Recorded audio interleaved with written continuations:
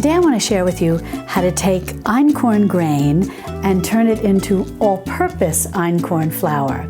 And you can do this with any grain. The technique is the same. Hi sweet friends, I'm Mary and welcome to Mary's Nest, where I teach traditional cooking skills for making bone broth, sourdough, ferments, and more. So if you enjoy learning about those things, consider subscribing to my channel. And don't forget to click on the little notification bell below.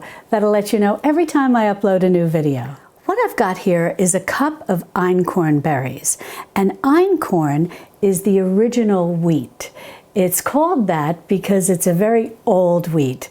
It's an ancient grain. And it's called the original wheat because scientists believe it's exactly that it is the original wheat from which all other wheats came. And the reason they believe it's the original wheat because it's what's known as a diploid, that it has a set of 2 chromosomes. And einkorn, along with other ancient grains that you may be familiar with, like emmer, also known as farro, and spelt, are becoming more popular to bake with because being that they're ancient grains, some people believe that they may be easier for us to digest than our more modern wheats. And if you're still learning about einkorn and emmer and farro and so on and so forth, I have a video where I go over all of these ancient grains as well as the modern wheats, or the ancient wheats, I should say, and then I also compare them to the modern wheats. So I'll put that in the iCards above so you can check out that video if you'd like to learn about the differences. Now these are just plain einkorn berries. You can also buy sprouted einkorn berries. But you can also make these into sprouted einkorn berries. You can do this yourself right at home. And if you want to learn how to soak and sprout your own wheat berries, whether they're einkorn or spelt or modern day wheats, I have a video where I show you that, and it's a very detailed step-by-step tutorial. And I'll put a link in that in the iCards above. And the nice thing about it is it's really not that difficult to do. The time involved on the preparation side is very short, and the passive time, where you're not really having to do anything, is very long, but you're not having to do anything. Now I find regular einkorn berries to be great to grind into flour and to use as a whole grain flour, or as what we're going to do today, turn it into an all-purpose flour, which is similar to a modern day all-purpose flour or a modern day bread flour, ones where the bran and the germ have been removed, so you're working with a flour that's going to create a lighter bread product. An all-purpose flour is going to create a lighter bread product than a whole grain flour. However, when it comes to making quick breads, and I was talking here about sourdough breads or yeasted breads, however, when it comes to making quick breads like a banana bread or a muffin or something like that, I really prefer to use sprouted flour. So what I would have done if I was grinding these to turn into a flour, whether keeping it whole grain or turning it into an all-purpose sprouted flour, I would simply soak and sprout these and dry them and then grind them. And now why would I do that? When I bake a bread, I'm usually making a sourdough bread. And the souring process helps deactivate phytic acid, which is an ingredient in the grain that can sometimes, for some people, make it difficult for us to absorb the nutrients that are in the grain. And by souring it, we help activate something called phytase, which then deactivates some of the phytic acid, thereby making the final product, the final bread product, more nutritious because we're easier, our systems are more able to assimilate the nutrients. But when I make a quick bread, like a banana bread or muffins, I'm generally not using my sourdough starter, so I'm not making them as a sourdough quick bread. I'm just making them as a typical quick bread. And so if you want it to be soaked, I find an odd process. You have to soak your grain at least for 7 or 8 hours or overnight, most people would do. And then the next day you add in the other ingredients. But for those of us who make quick breads, you know that overstirring is the enemy of a nice light quick bread. You'll often find that with the overstirring, you're going to get a dense quick bread or a dense muffin. But if you use sprouted flour, in which the phytic acid has already been deactivated, you can just go ahead and cook with that as is, or bake with it as is. You don't need to worry about that overnight soaking process because the phytic acid's already been taken care of. You can just use that sprouted flour the same way you would use any flour. And you'll get a nice tender quick bread or muffin, and you'll be very happy with the final product. So that's just a little background. But in any event, as I said, this is einkorn, and this is just regular einkorn grain.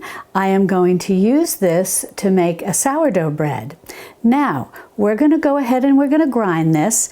And I have a Mockmill here. I just have the small one, the Mockmill 100, and this is perfect for my size family. And I'm going to go ahead and get ready to grind this. Now, if you don't have a grain mill, you can use any grain mill to do this.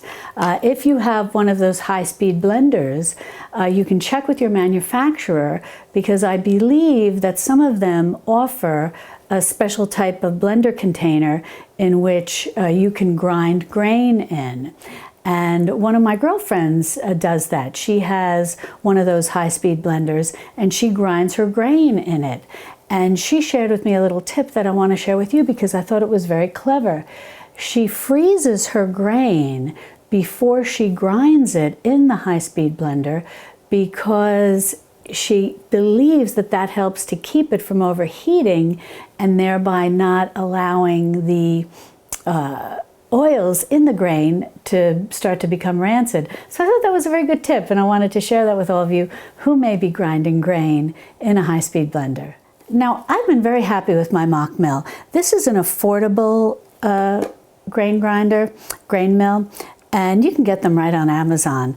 And they come in two sizes. As I said, I have the small one, the 100, and I think the other, it's probably called a 200, I think is a little bigger. But this is perfect, you know, for the amount of grain that I grind and for the size of my family. But I just wanted to show you on the side here, it has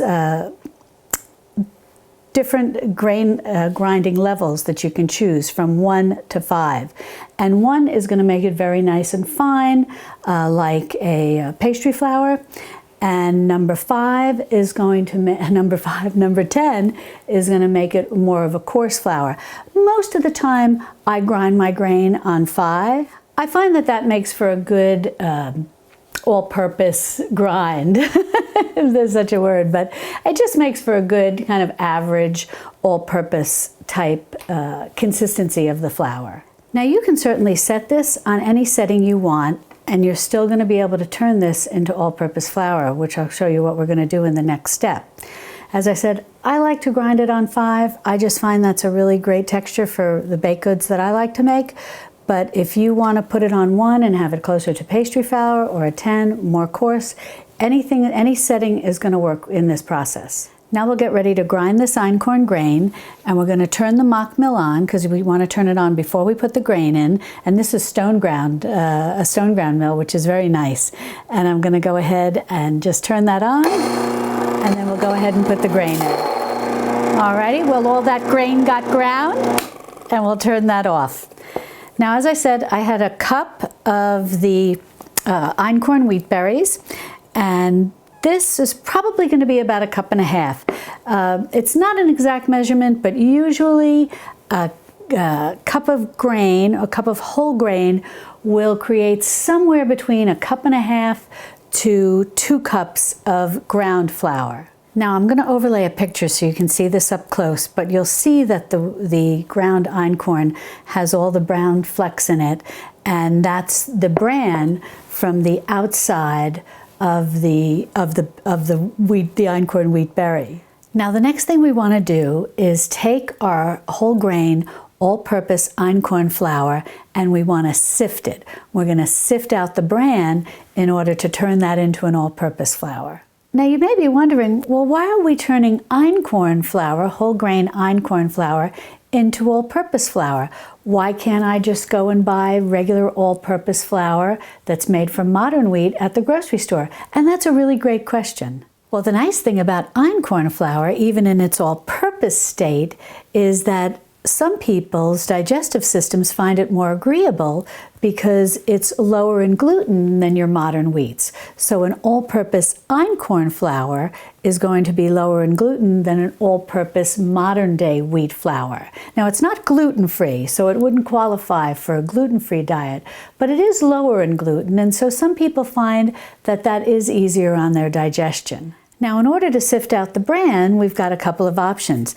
This you've probably seen, this little old-fashioned sifter. You're going to put your flour in here, and then you're just going to pull the lever, and the white flour, the all-purpose flour, will come through, and the bran will stay behind in the sifter. Some other options that you may see, and these even come in different mesh in terms of really serious sifting of flour. This is a slightly larger mesh. This is a slightly smaller mesh. And the reason that these type of sifters are made is because bakers may not want to turn this into a 100% all-purpose flour. They may like to just sift out maybe about a quarter of the bran or half of the bran. And going back in history, even in the Middle Ages, they were sifting out some of the bran because they knew that when they went to bake with the flour, and back then it was all sourdough, that they would get a lighter, tastier bread that people found more palatable and more enjoyable. So bakers have been using these in one form or another for years. And even if you just have a fine mesh strainer like this, that I think most households have, even this will work to a certain extent. So I'm going to go ahead and use this handheld sifter. I'm just going to put a couple of scoops in here, and then we'll compare it in color. I'll show you what remains behind in here, and then we'll compare it in color to our whole grain einkorn flour. And all we're going to do is just start squeezing like this. And the all-purpose flour is coming out of the bottom. And I'll just keep doing this, and then I'll show you the bran that remains behind in here. Well, I put that first scoop through the sifter, and I'm not sure if you can tell on camera, so I've got some on a plate here, but this is the whole grain, a ground einkorn that's not been sifted yet, and this is what's been sifted. Now, all-purpose einkorn flour is not going to be white. It's going to have more of a yellow tinge to it, but you've gotten out the bran. It's just that einkorn is very high in vitamin A. That's good for us. And so it has a more yellow tinge than your more modern wheats, which are lower in vitamin A compared to einkorn. So your final product is going to be very light and fluffy, and it's going to have just sort of a pale yellow tinge to it. And what I did was I took a picture of this, and I'll overlay it so that hopefully you can tell the difference. This is, and then in here I took a picture of this too. I've got all the bran that I collected in my sifter as I was sifting it. And this was the original right here, the original einkorn flour that had just been ground from the whole grain and was left unsifted. And then this is the einkorn flour that's been sifted. And this is the bran that I'm getting out of the whole grain one as I'm sifting it. And the nice thing about sifting out this bran is, yes, it's high in fiber, but that is also where the phytic acid lives, so to speak. And so by removing that, we remove the concern about the fact that phytic acid is an anti-nutrient that binds to minerals and so on and so forth, and prevents us from being able to absorb the good nutrients that are in the flour. Now, I'm going to be using this all-purpose einkorn flour to make a sourdough bread. So I could have just baked with the whole grain flour, since I would be souring it, which would help to deactivate some of the phytic acid. However, einkorn not having a lot of gluten does make a rather dense bread. And so by removing some of the bran, you kind of help it make a little bit, and using it as an all-purpose flour, you get the benefit of the vitamin A, you get the benefit of the sourdough, the souring, which makes the nutrients very nice and available to you, regardless of what kind of flour you use. And then also makes for a little easier rise, since you don't have the density added by the bran. And if you want, you can also use the all-purpose einkorn flour to make quick breads. And again, you don't have to worry because the bran, which is the part that's high in the phytic acid, has been removed. So you can use this all-purpose flour to make a quick bread or to make muffins, and you don't have to worry about the overnight soaking of the flour. Now, regarding the bran, you don't need to throw this out. You can easily add this to a compost pile. Now I'm going to be baking a bread, a sourdough bread, a no-knead sourdough bread, using this all-purpose einkorn flour.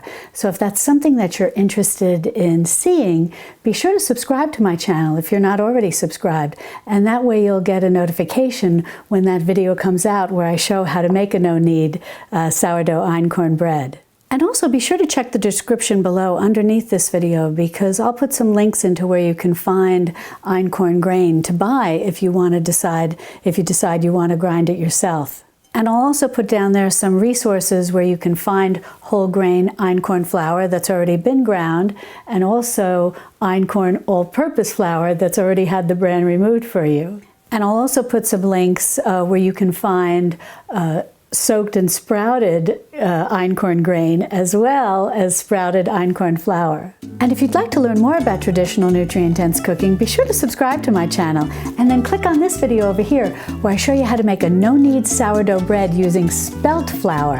And I'll see you over there in my Texas Hill Country kitchen. Love and God bless.